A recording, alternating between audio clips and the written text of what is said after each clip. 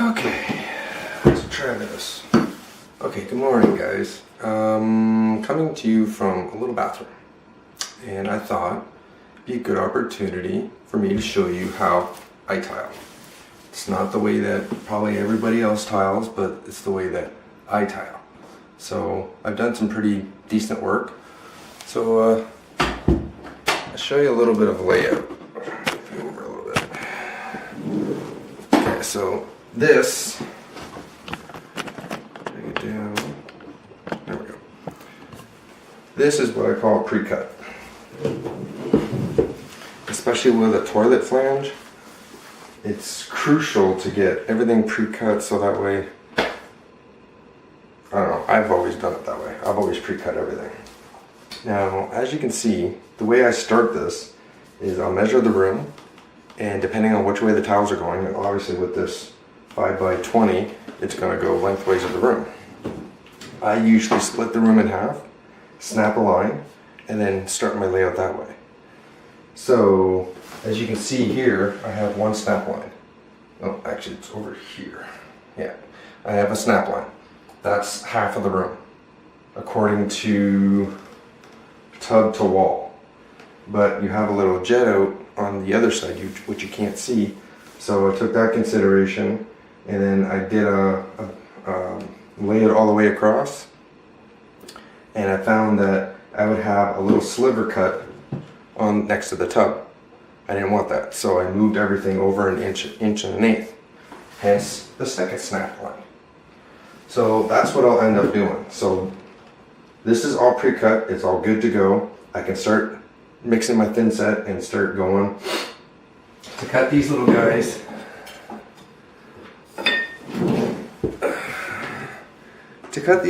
they're actually pretty easy. So I'll get a dimension as far as how big I want it. I'll cut the excess off. I'll put it up there. I'll measure out what I need as far as half moon, as far as anything else like that. And then I'll take my grinder with a diamond wheel, and I'll go along the entire line, make my cut, and then I'll come in this way with the diamond wheel and I'll cut to the line. Whole bunch of slivers. That way it's easy. All you gotta do is just take one of these and just bang it off. Ding, ding, ding, ding. And then use your grinder to bring it back nice and flush. That's what I do. It has seemed to work very well. What I'm going to end up doing is giving you some time lapse of this. This is already pre-cut, so I have to go and number everything that I want. So that's the other important thing. If you have a certain pattern that you want and certain tiles want certain places, it's good to number the back of the tile and then number the floor on where the tile's going. And this floor is pretty solid, so I don't think I'm going to use the wedge level. I don't think so. I'm going to check. I don't think I'm going to need to. And that's it. It's pretty easy. I don't have an issue with laying tile. My knees don't like it every time, but so I'm going to give you some time lapse, and I will come back with the finished product. Let's try. Yeah, come back with the finished product, and it should be good. The only other obstacle I have is the vent for or the register for the heat in the air. Other than that, I'm ready to mix. So, start the time lapse now.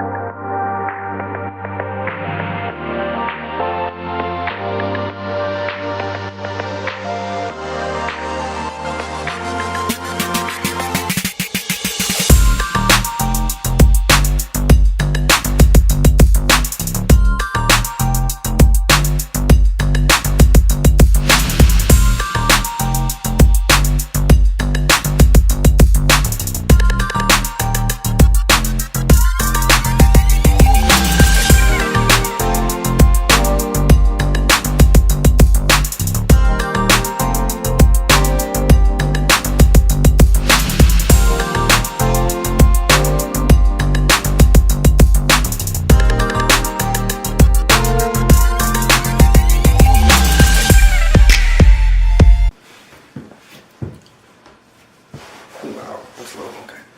So this is the end result. Looks pretty good. I like it.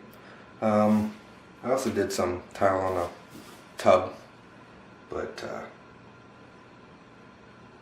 it's no big deal. As far as the grout, this is unsanded. I usually make it nice and wet, so it just flows and it's easier to clean up.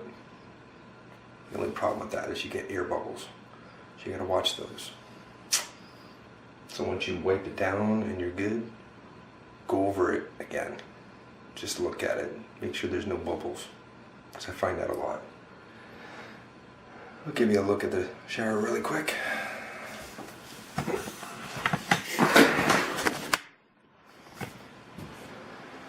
So right to the ceiling. Subway tiles, which God knows you know I like those. Turned out pretty good. I still have to grout it. And that's where it ends. So that's all I got. Just a quick little tiling thing, a little time lapse. There we go, that's better. And so I'll see you next time. Thanks for watching. Bye.